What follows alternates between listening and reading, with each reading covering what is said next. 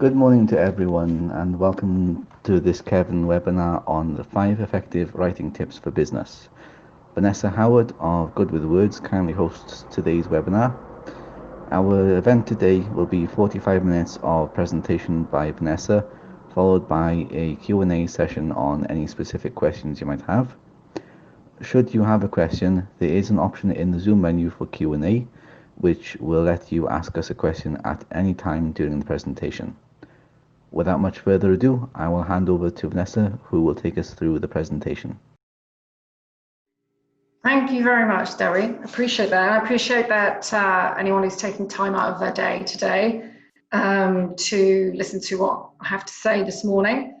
Primarily, as I understand it, everybody here is running a business, so I do that as well. So I do understand pressures that we're all under, particularly at the moment. I'm also conscious that my dog has joined us at this meeting, who appears to be chasing a fly. So if you hear some disruption, it's probably going to be worse than having my children around, but we'll push on in difficult conditions. So first things first, there's a bit about me. I'm not going to do that thing where I read off everything on the PowerPoint slide, but I suppose I have been thinking that I suppose my career's kind of had three parts. Words have been at the center of each of them, but I suppose it was interesting because it's made me think more about the digital revolution that we've all lived through in this sort of last 20 or so years, and how that has changed the business landscape for good and for worse. I'm originally from Wrexham, so I found myself working in London because that was probably the only place when I left college to find jobs. So I started off working in London agencies, working on big accounts like Barclays and Nissan, which was useful. But when I became a parent, I looked for more flexibility, and I know that lots of people who do set up businesses enjoy that kind of idea of being your own boss and creating more flexibility. I went off to become a journalist. That meant I worked on magazines, even a stint at ITV in Cardiff, which was great. And then about 10 years ago, another friend of mine who works with words all the time asked me to join her in Good With Words, because she'd recognised that more than ever now, words are doing a lot of heavy lifting for business. Because on the plus side, it doesn't matter where you set up your business, if you're good enough at what you do, your products or your services, you literally have the world as a potential marketplace. The downside of that is you are literally also competing with the biggest players in the marketplace. So what you have to be able to do is, whenever you present yourself and what you're selling, you have to now start thinking with a kind of discipline that large marketing teams for big companies bring to what they do. So I was really excited when Derry asked me to present this, because I really love the idea of kind of building up the skills that you have in-house. So when you talk about being your own boss, you'll feel more confident in how you talk about yourself and how you talk to customers.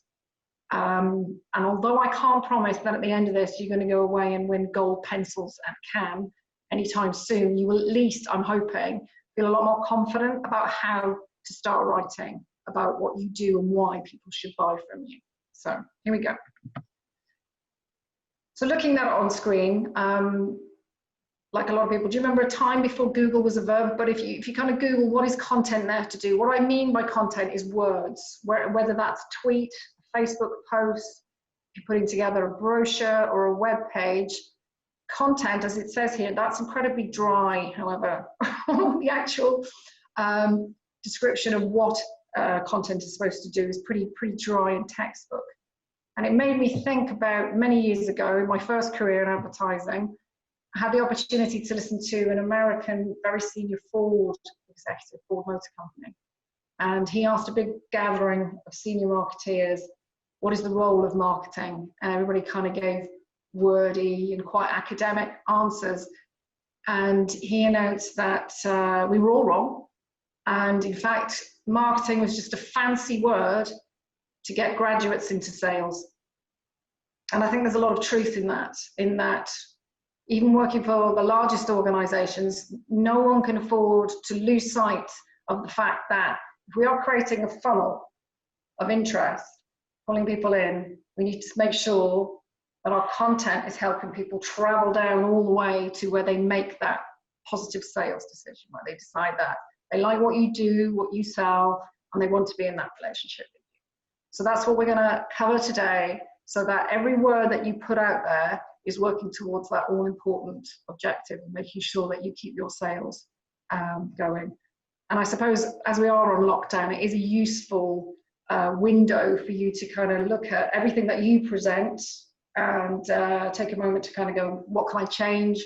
Do I need to start afresh? Or is it just a case of like repolishing it? So let's start with the super basic skills of writing, and the absolute number one, if you take nothing else away, is before you write, don't write. Before you write, before you even step near that keypad, think, okay? And this is how you're going to do it. This is the basic framework that all the best marketeers and brands make sure that they go through, okay? I take a moment to look at that, and you're going to look at that and you're going to think, Vanessa, that's amazingly obvious.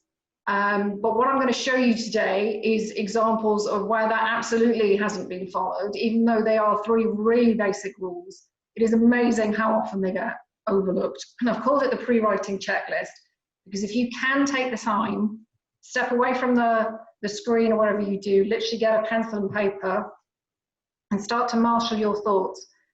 Who am I talking to sounds so obvious when you go, well, like potential customers, but are they already in a relationship with you? Or these customers who are already on a database, perhaps you've already sold to them in the past. Start to kind of create an idea of who they are. And by what I mean who they are, also the things that they're going to likely to want from you. And that leads you on to the next thing, because what do I want them to think works in 2 ways. It works because what do I want them to think about you as a company? Do you sound reassuring? Do you sound, if you need to be in that reassuring space, perhaps if you're offering accountancy services, for example, you don't want to sound wild and wacky, I'm going to suggest. That's really not helpful. But I think that fly's going to have a bad day. Okay. And what do I want them to think about the confidence they have in you to deliver something? And then what do I want them to do? Again, often that's amazing how often that gets forgotten about. If you put anything out there, thinking about that sales funnel, it should be moving around to a pretty clear and single, I would say, course of action. Either like click for more information if we're talking about a digital space, or call now. You just literally think about that being a very prominent part of what you do. Otherwise, people will just possibly get to the first 2 and forget that they're supposed to action the next. So just because you think, well, yeah, that's pretty obvious, I'd do that anyway. Here's an example of a very large organization, Macy's department stores in the States, who had clearly forgotten all of these golden rules.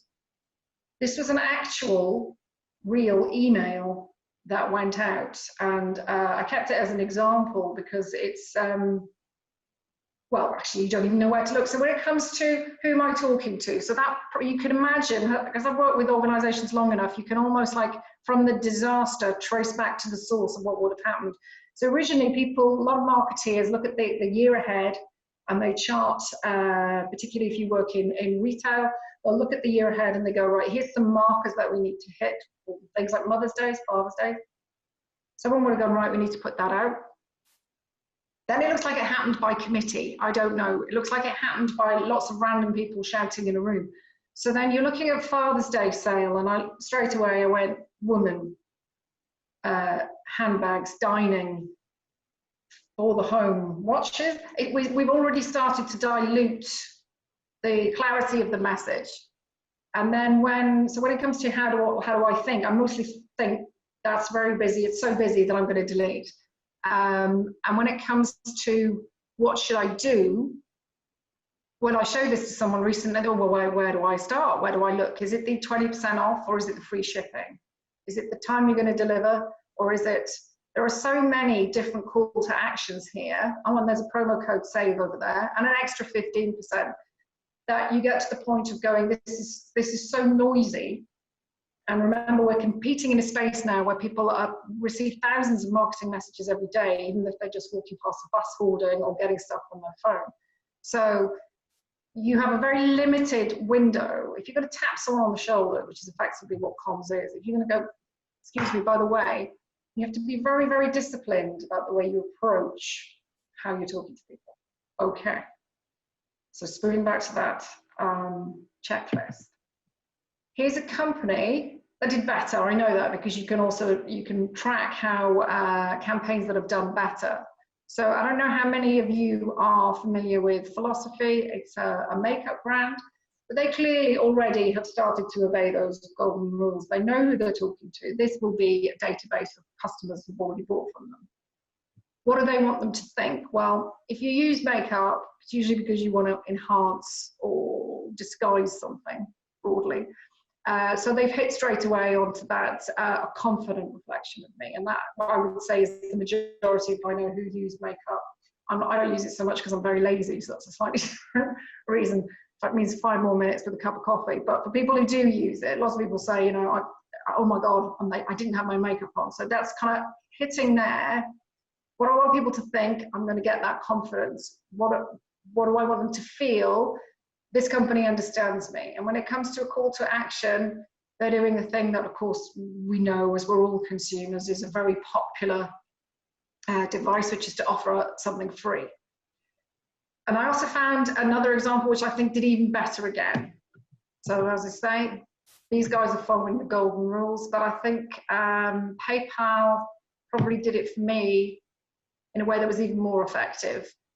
Because when it comes to selling, it's actually selling to anyone. It's actually a far more straightforward problem than possibly people, when they get bamboozled by marketing talk, are allowed to realize, which is either you get new customers, you get your customers to buy more frequently, or you get a greater share of customer, which means that you've got one service and now you persuade them to buy other services from you. That's it. That's the only game in town. So for PayPal, who have done very well, obviously, in this space because it's very convenient, they started to obviously look at other ways that you can use the same app to enhance that kind of convenience, and you're using PayPal more often. So this is a great idea. There's a rule of 3 very often in copy, which is like a repetition, good food, good friends, good way to split the bill. And making it very simple whilst introducing a very new aspect to their service. You do that, it's as simple as 1, 2, 3. That's a good device. If you've got something that's slightly more complicated to relay, other than perhaps just a 20% off offer, if you've got something that needs a little bit more explanation, break it up into nuggets for people. Okay, they will thank you, because people no longer like to spend time reading big chunks of text. If you see that, either on your phone or in fact anywhere, people just move on. Break up those steps. And the call to action here, what I liked about it, is that you recognize that some people are going to get that message straight away. So learn more about sending and receive money. People can click through straight away. Or they're going to scroll down through the email as this was, and then the same call to action is at the bottom as well. So either you're catching people at the top of the funnel because they're already ready to find out more, or you're catching people at the end. So when you start to break down the structure of how to approach a piece of comms, it starts to make your life a lot easier in terms of what goes where. Okay, so who am I talking to? This was another American. Americans are good at this. They are a land built on marketing. So yeah, presented once something to a tech company as it happens, and the exec said, yeah, how does this sell to my pain? Now what they meant was, which is again quite right, when you're selling something, you're meeting a need in your customer. Okay, it's either something that they have to have, like if it's filing your tax returns again, or insurance, or they want. So it's about always front and center. It's not just a case of who are they? Oh, it's Mrs. X. It's a case of what is Mrs. X likely to want? How and what I am offering going to make that bit of their life easier, so much so that they're willing to part with cash. Okay. the emotional territory. Now, you might think this is really, really an odd thing to talk about. You know, it's like, well, no, I'm about prices and service or what, or whatever, selling goods. The reality is we're all in emotional relationships with brands, whether we think we are or not. So if I was to say retail companies, if I was to say food retailers, if I were to say to you Waitrose and Asda, you already have a set of emotional associations for what those two retailers mean. It kind of fires up a different set of associations. So to be aware of that, you can start building on that. So if you are about reassurance, or you are about speed, or you are about convenience, start to think about that, because that will help inform the tone of voice that you use. Okay. Now, it's funny, I was thinking this morning, my daughter's gone off to Amazon. It's a horrible job. I'm not going to lie, it's just a horrible, horrible, horrible environment, 10.5-hour shift, because she's going to buy herself an Apple MacBook. Even though her brother has pointed out she can get one that works just as well, a different brand for half the price. She's going to stay working there because Apple own the idea of creativity. She's a creative person, so that's what she's going to do, even though the laptop is twice the price of an Asus or a Dell. So that's how important the emotional territory is to any brand. So if you can start thinking about that before you write, what's the kind of language that I should use to convey a sense of who we are, that helps you, okay? And the final thing, simple call to action. I'm sure you're not going to forget that, but it is surprising how often it gets lost, either because it's too busy or just missed altogether. And I'm promising you, if you get that basic framework in place, you're not going to do that, okay? So already you're going to do better than Macy's, so that's not a bad thing. Okay. Now, this is another slightly academic quote. Jakob Nielsen was one of the first people to start looking at how much digital communications has changed the way we read, and it is fascinating because at the start of lockdown, okay, in spirit of full disclosure, my degree, I did English as a degree, so I thought to myself, I'm going to read George Eliot's Middlemarch, book about that thing. That's what I'm going to do. I think I must have started the first page about 9 different times, and it's now languishing over there on the sofa, because the reality is the way that we use, we flick on your phone in the morning, the way that we read information now has changed massively in the last 20 years.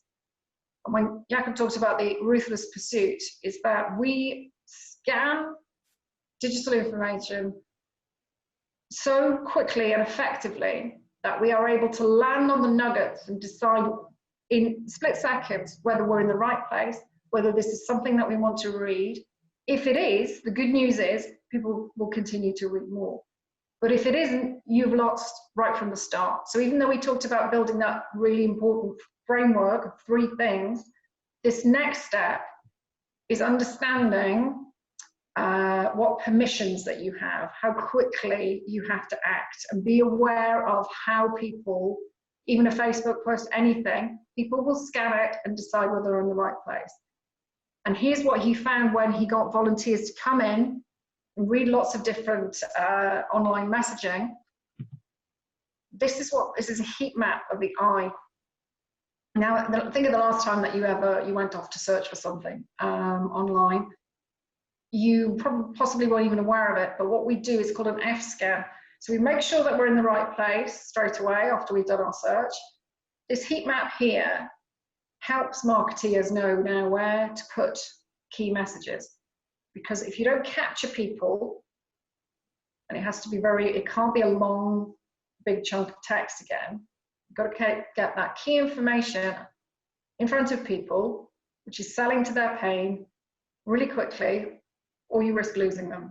Okay, so it helps if you're doing your own websites, for example, to start thinking about, you've probably heard about the elevator pitch moment. It was like, if you have to describe what you do before the elevator doors close, then you've obviously done enough work in boiling down what it is that you do. So if you make sure that the key messages about why it's beneficial to buy from you is in that space, that's going to start to be very effective for you. Research from Nielsen also showed that people tend to spend no more than 6 seconds. Now, 6 seconds sounds like nothing, a lot at all, but if you were to count it out, and then think about the way that you use searches, that's probably about right.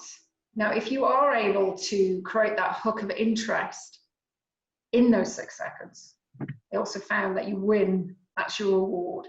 So you get an opportunity to convince at a far greater length and unpack that information for people once you pass that 6-second test. Okay. So that's why I wanted to talk about we. It is a classic mistake that all businesses make. When you come to write about yourselves, it's very, very hard. I'm not going to lie to you. We found it when we wrote our own website. It is tough. It's easier to write about someone else than it is about yourself. And the default position that we all go back to is to write long, to kind of come with a big introduction, to use the word we a lot. And these are examples from real websites. And what you find is companies spend far too much time setting out who they are rather than what they're going to do for the customer. And it's a real block. We know that. We know that people start to drift off. People don't necessarily want to know your whole story. There is a place for that if you have a website in the About Us section. If people, once you pass those 6 seconds, it could be part of the 3-minute reward. People might want to know more about you. But when it comes to saying things like, we are committed to customer service, well, of course you are. Otherwise, you wouldn't be in business. There's really almost no point in stating the obvious is there.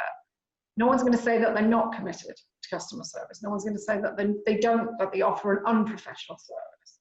I was thinking about, you know, like if you go and see your GP, you don't expect to spend the first few minutes with him or her saying, well, at A-levels I did biology. It's like there is a certain expectation. I know you know what you're doing. You don't have to remind me of that. I'm going to take that as read. If you are an accountant, I'm going to assume that you understand that you're an accountant. So where are we? We need to be beyond that. You can actually get rid of all the we and start helping that customer straight away with that 6-second challenge. So as I was driving around the other day, I started to feel guilty about this now because I randomly picked on, that's not a real solicitor's, don't try and find them, but I did look at a high street solicitor, a good one with a very good reputation. And I thought, I wonder how they talk about themselves. And so I went to look at their site, and they do, in fact, make a lot of the mistakes that organizers, even though they work with words all the time, they are making a lot of the mistakes that lots of businesses make. So again, they've told people what they don't need to know. I'm going to assume that you're experienced. I'm going to assume that you offer high quality legal care. Then the language gets a bit wobbly, listening to your every need. Really? What if you say, I need to get a kitchen done? I mean, it starts to get a bit unconfident, I think, and that's what a lot of people encounter when they start to talk about themselves. So this is there's too much too much focus on what we do. We are, please believe us, we are qualified. Unnecessary. And something that's a really good rule to think about is show, don't tell. Don't tell me what you do. Show me how you've made a difference to people. So I went wriggling around on their site, and it does have some real nuggets there, some real gold dust, which is buried, unfortunately, because again, they haven't had the time or invested the time in thinking, what's the best way? Going back to those 3 pillars, going back to understanding the F-scan, how do I immediately talk to people about why they should use us? So this is the statement that was buried away, which happened to be about one of their solicitors. So thinking about that, how do you sell to my pain? If you've got a legal problem, this demonstrates, rather than saying that, listening to your every need and making you feel valued, that this focuses on the benefit. Make that come first for the customer, and you're already winning those 3 minutes. So that's a helpful thing to bear in mind, is always think of the outcome, okay? Whatever it is that you sell, think about what's going to make the customer happy that they came to you. I call this e-shots because I know that a lot of people feel more comfortable sending an email than perhaps picking up the phone. It is a good way, obviously, if you use something like a MailChimp, etc., to relay a lot of information quickly. But all the rules that I'm going to talk to you about now, and this is starting to get into the more, I don't want to say technical because that's going to put people off. It really isn't tricks. It's tricks and tips, hacks, which I learned from journalism, which was actually a better discipline, I would say, than advertising even. You can start bringing about, even if you were sending a postcard or putting together a brochure, it's starting to think about the smart stuff that you can do to use words to keep your sales, just keep that sales chain flowing for you. So I've used, what are you looking at there? Because that's a device I'm already starting to use on you. Because first thing you learn in journalism, when it comes to writing a headline to get people's attention, it does basically one of two things. You're either going to enlighten somebody, and that means tell me something I don't know. So for example, if we were to run a survey before the call, find out how many of you had cups of tea at your side, I could say 67% of people on this call had a cup of tea before they sat down with the webinar. So lots of companies run research amongst their customers because people like to know what their peers are doing, or they like to know how other consumers are behaving. That can be a really powerful way to go to approach somebody with things, because that's something they're not going to know themselves. So you'll often see in newspapers, companies that are a bit cynical, think of insurance companies, for example, they run a lot of research because it's a way of getting attention, it's a way of getting coverage. If you're able to produce any kind of statistic, that's usually going to make people pay attention. If you can't do that, then think about how you're going to create a hook to intrigue them. A little bit like I did there. What are you looking at? It's that tap on the shoulder moment. So what I would also say about your headline is you're working in a very, very short space, okay? It's no more than 9 words. In fact, what I would suggest that you always do, if you are going to do an email, create the email, send it to yourself, look at it on different devices. So if you're looking at it on a phone, for example, you know how it kind of crops it. You need to get the first 5 words working for you really hard. So whatever you're going to do there, it can't be long and overblown. It has to be as punchy as you can possibly make it. So the next point then is you're moving down from a headline or a subject line. So what does your audience know? Again, that sounds like an obvious point. But in the digital world that we live in, we're in a conversation with people. Okay, we're no longer just on broadcast. And that's something to be wary of if you do have Facebook or you are tweeting at people, is of course, it really is a conversation. And lots of companies have fallen foul of people coming back at them with either stuff that's inappropriate or you don't have the time to answer them. So just be conscious that if you're going to start talking to people, they're going to want a response and they're going to want you to treat them like they're the other adult in the room. So don't make assumptions that they don't know things or talk down to them. This often happens. It's surprising, but it does. Talk to them again. Imagine you tap them on the shoulder and you're having that conversation. Build on that sense of, I know you, you know me, and this is how I think we can help you next. And again, what do you want them to do? Always make that clear. So I think I actually then set myself a test. I did, to say, Vanessa, do you actually follow all these golden rules yourself? So we recently have been working, well, actually, when I say recently, it's been the last year, with a very big company that now allows people to DIY invest on the market. So you decide what stocks and shares to put in your ISA or in your self-invested pension, for example. So it was only ever business to business before. But about a year ago, they started to look at what can we do? How can we make this available to people, just ordinary investors? And that had been going on for about 4 years and doing okay. But then they realized that the comms just wasn't right. Think back to the Macy's page, it was confused. So we came along and started to help them look at how they could make sure that they knew who they were talking to, talk to them in the right way and get them to act. So one thing that goes out is regular emails. And although the results weren't terrible, they knew that they could be better. So I don't know if any of you invest in the stock market, but one thing that people tend to do, if they are interested in it, is rather than just say buying funds in Vodafone or Marks and Spencer's, is that they look to invest in a fund which will then perhaps buy all telecom shares, or so you kind of don't just have all your eggs in one basket. So they know from research, and I would always recommend this, if you are in a position to look at how your customers buy, when they buy, what do you think the triggers were? Was it because it was a special offer? Was it happening because there was a certain time of the year? If you can start to understand your customers more, that's always invaluable, because it's going to help you to understand what to say next and how to keep them buying. So they knew that their customers buy funds, and the funds are supposed to be less risky. Now, as you know, since they launched the new site, I think it was in March. Yes, it was. It was just before the world fell over with COVID. So almost within about a fortnight of the new site launching, the stock markets had after being about 10-year high, huge crash, as I'm sure you're probably aware. So how do you keep talking to customers when things have gone wrong? So they've gone out with which funds, those investment funds that everybody, all of them, pretty much all of them invest in, how have they weathered the storm?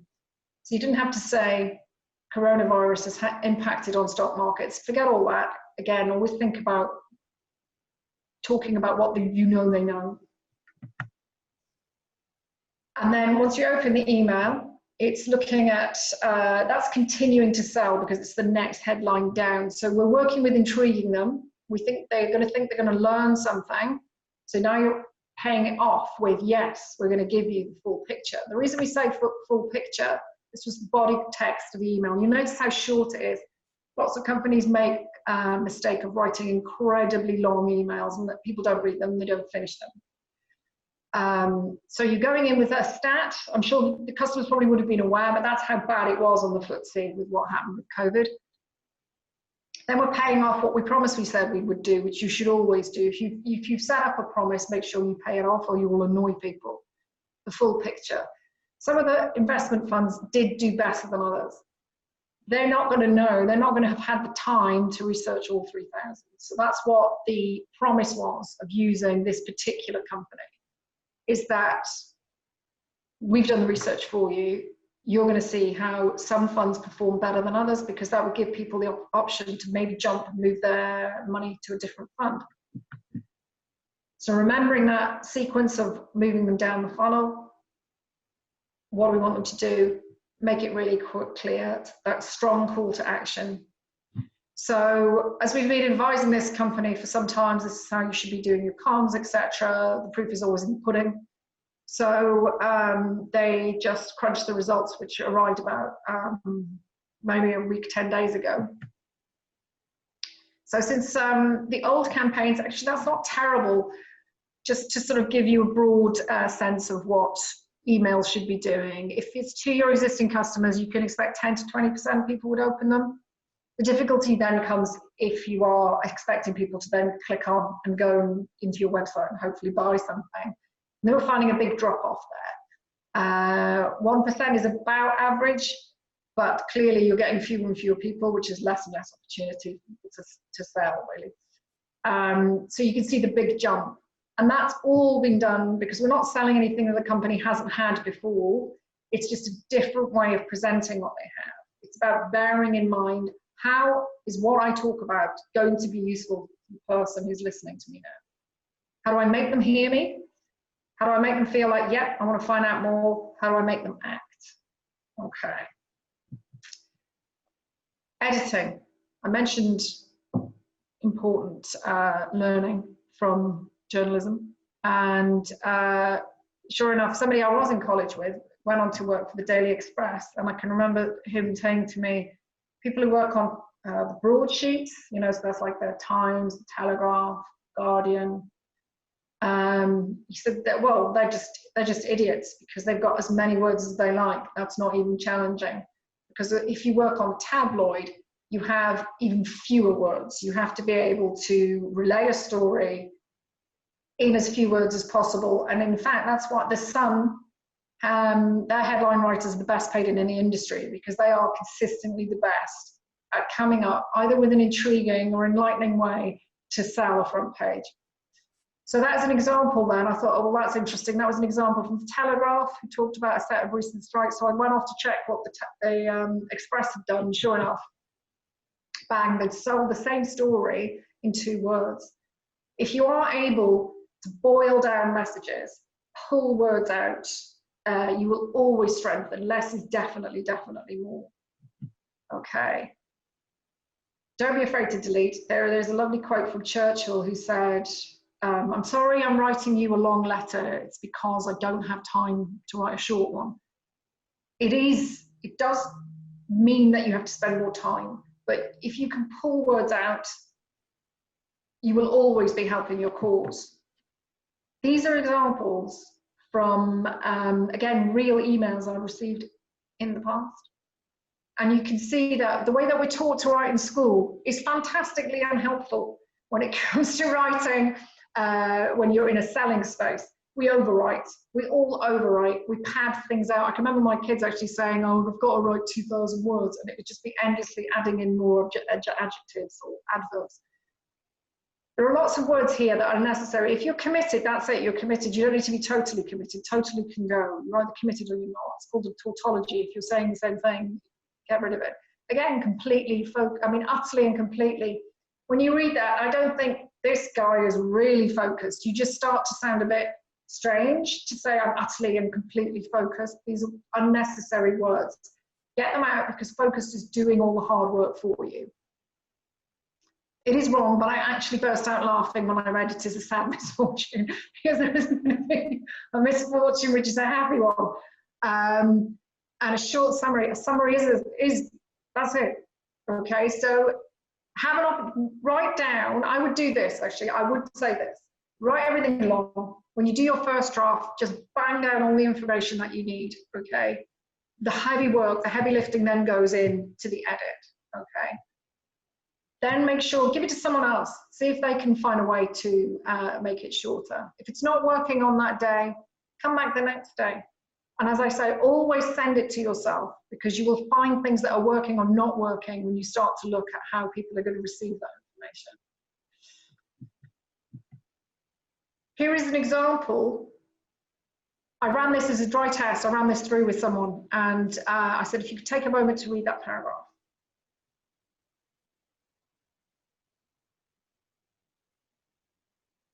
Now, if you're honest in the way that he went, I stopped. I didn't read it. Because again, this is real as well from a company. They're telling somebody, if I've Googled first-time buyer mortgages, I know that your mortgage advisors, I know that's why I'm on your site. Completely committed, they're making that mistake. Individually tailored, that's the same thing. You don't get tailoring for someone else. And then you're actually promising something you can't deliver. Have financial stability. You can't actually promise people that, because they might decide to go join a circus the next month. And living in your dream home. If you're a first-time buyer, it's probably not their dream home. It's probably a starter home. You're making assumptions here, because you're losing sight of what people are actually going to want from you. So if you did get through that paragraph, well done.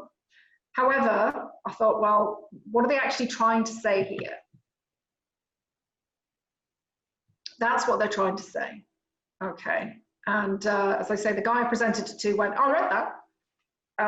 And that's probably because I had not just clarified what was being said, what they wanted to say and wanted people to feel. You're also massively cutting into word length. So if you want people's attention, make sure that every word counts, and just edit like you've never edited before. Okay. Don't talk in a complicated, highfalutin way.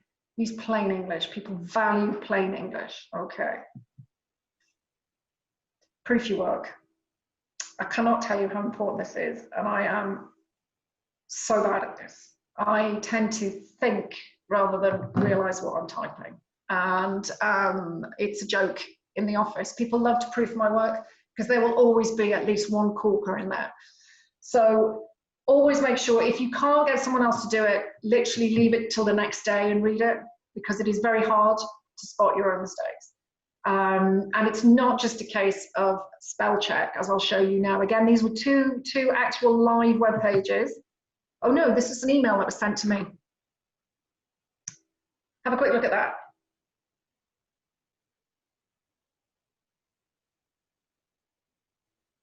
Hopefully you've spotted it. So you see, spell check would not have picked up on that.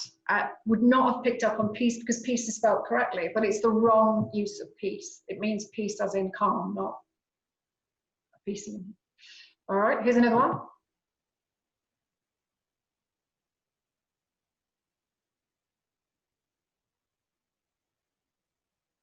That page had been up for 3 years, till it was a colleague of mine who spotted it because she was due to meet him, and he hadn't realized that he'd been dealing with mental heath law, or suggesting that he had. So again, don't just trust spell check, always make sure that somebody reads your work. And we're coming to the fifth one now. This is a gentler one, but again, if you bear in mind the tone of voice that you use and whether what your message is appropriate or not, okay, it's not going to hurt you. And big companies get this wrong.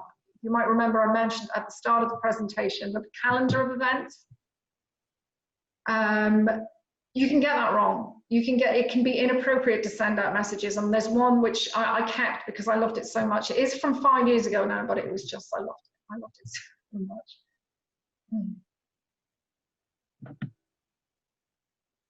You might not think it, but life insurance really says I love you. Well, it doesn't in my house, and I don't know about yours. But again, just because there's something coming up doesn't mean that you should be trying to shoehorn your message in there. You could just make people either laugh or just think. Again, that in a pub, can you imagine doing that in a pub? Someone said, I'm trying to think about what to do for Valentine's, and you happen to be an insurance salesperson. Well, I think you'll find, no, don't do that. Tone of voice. The legal firm I mentioned earlier, be very careful if you're talking about subjects. It's this happened to me once as a journalist. I was interviewing a woman whose mother had died, and I'd said, that must have been incredibly distressing. And she went, no, she was an absolute pain. We're all glad she's so sobering moment. So you can be very careful when you start to make assumptions, and then definitely don't do this. Okay, this is real, and I could do a whole session if Derry would let me on the misuse of the exclamation mark. Okay, unless you are crazy Kevin's mattress sale, be very, very careful with the exclamation mark. It doesn't help you sell. Okay, it is it is literally sort of watch out, danger. Okay, you see exclamation marks creeping in a lot, and it's just wrong from tone of voice. Here's another one. Well, no, it's not going to be fun. It's getting the tone of voice slightly off.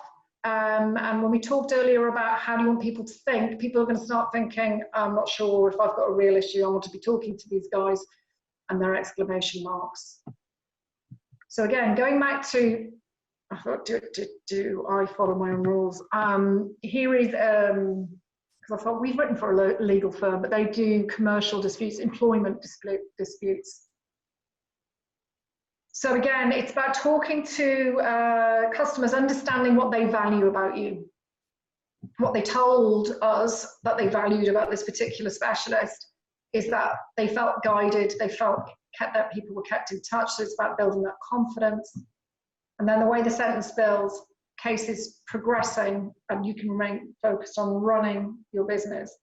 So what matters to them is that if you do have a horrible legal issue to deal with employment and an unhappy employee, you're going to want somebody to do all of that tough work for you, keep you in the picture and get the right result.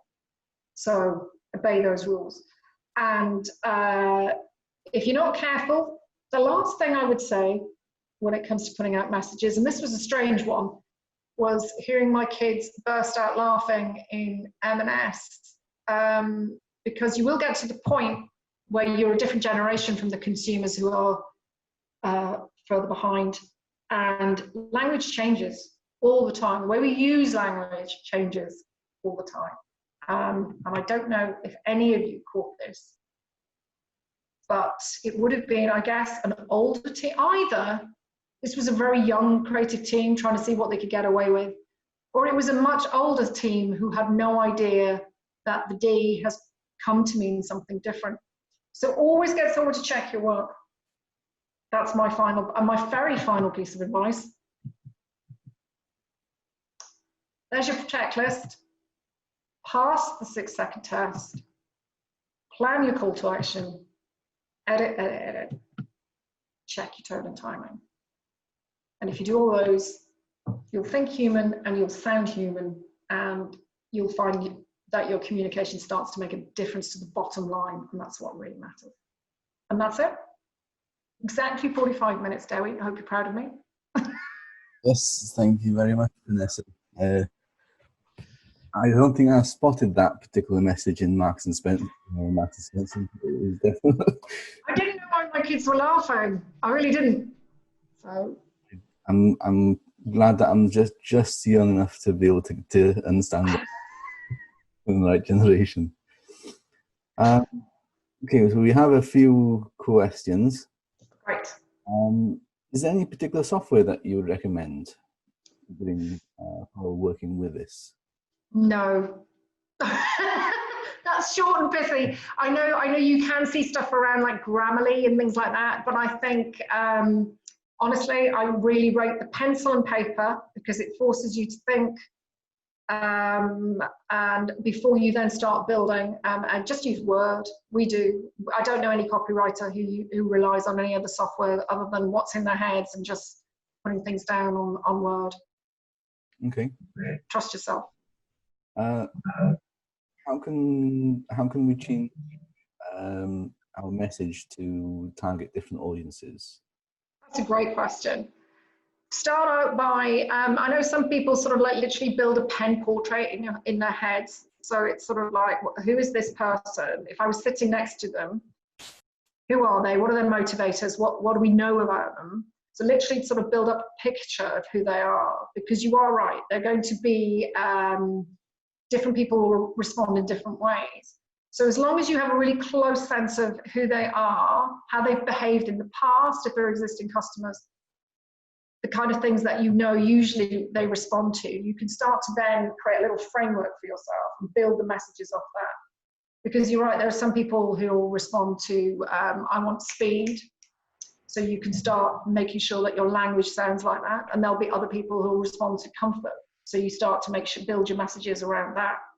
So as long as you have a really sharp sense of them, literally it helps. Literally imagine talking to them. And imagine you're like, right, if I've got 15 seconds with this person, what would I want to say to them? And you can then write it from there. It does work. You going back to the Marks and Spencer's example, I would imagine that it would depend on how you would phrase things, and the language you would use would also depend on the demographics of the audience as well as the background. Without doubt. Without doubt. In fact, God, I can't believe we're talking about Marks and Spencer's again, but they now started selling those little cocktails in cans. I don't know if you noticed that. And I picked one out because I thought, oh, that sounds refreshing. It's called Cranberry Inn or something. And again, my son laughed because it's called Passion Star. And he said, that's not. It's actually the actual name of the cocktail is Porn Star. But they know that their audience, and damn right, I wouldn't have bought it. Their audience, they understand their audience very well. So they make sure that they literally change the name of the cocktail on the tin to make sure that people felt comfortable. Because when we go back to that emotional territory, you have to make sure that everything that you present is making that person, you're bringing those barriers down, because you need them to feel comfortable. They need to feel that they're in the right relationship with a company that understands them. So absolutely, it's if you understand who your customer is, you can literally, word clouding helps. I don't know if you do that. Look at this, just so you know. I really do write on sheets of paper. You can just do a big cloud of the kind of words that you think are appropriate for that person. And that can help start to pull together some key messages as well. Because every word is loaded. Every word that you use has a set of associations. So you're absolutely right. Have that, build that up, build a sense of who they are and how you want to sound. Okay. How connected is this to marketing? Sorry, you broke up at the beginning then. I only heard marketing. What was that? How connected is this sort of content to marketing? Okay, so for me, marketing, the job of marketing, what I do is the handmaiden, okay? The best marketeers work with the leadership team. That might be the same person in our instance. And they go, right, where is growth coming from? Where are my sales going to come from? Let's have a look at a time frame here. If I set myself a target either for the next quarter, the next 6 months, or next year, I've got to have a pretty good idea. Remember when we went back to either I'm going to get new customers or I'm going to make them buy more frequently from me, or they're going to start buying new stuff, get a bigger share of them. That's the job of the senior team. You might be the same person, I completely get that. You say, right, this is my target audience. The job of marketing then is to build a little plan about how am I going to talk to them? How frequently am I going to talk to them?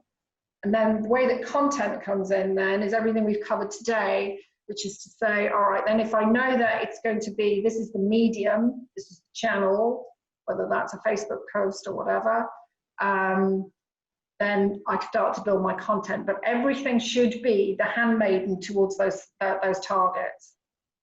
And a very, very quick note on social media, a little bit like having that tap on the shoulder. There is a sort of a law, a sort of loose thing there, which is don't always be selling to people. Try and impart things which are useful. Don't bombard them with too many messages, otherwise they will start screaming you out.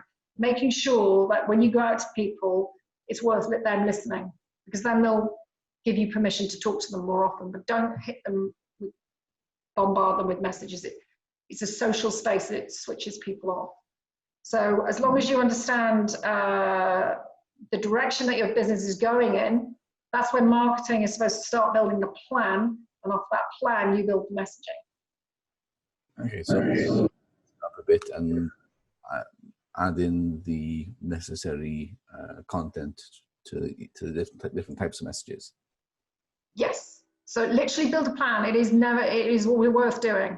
Start to literally sit down again with a blank piece of paper and look at organizing how you communicate. Okay. And lastly, can I get a copy of the slides or the information? From ours end as Kevin, this will the webinar will be up on YouTube to be reviewed again. Obviously, Vanessa, would you be obviously might not necessarily be the presentation, but possibly the just a couple of the breakdowns of. I could do that, yeah. I was just thinking what's useful. If I take out, you probably don't need the full presentation. If I just pull out the sort of the less of the examples, etc., just to kind of pull out the key things, I'm happy to do that, yeah. All right, that works. So, okay, so I think that's all the questions and answers that we've got for today. So thank you to everyone for attending. Hope you found it extremely useful and informative, and well, I know I personally have plenty to take away from today, so I hope everyone else does as well. A big thank you again to Vanessa for delivering the webinar for us. And Before you go, we would be grateful if you could fill in the survey linked at the exit screen on Zoom for today's event. Just let us know how we're doing. If you have any other questions from today or any other topics, please let either myself or your Kevin manager know. We'll be able to get back to you. So thanks again for joining, and we look forward to seeing you for our new and upcoming World Cafes, both of which will be available from Monday.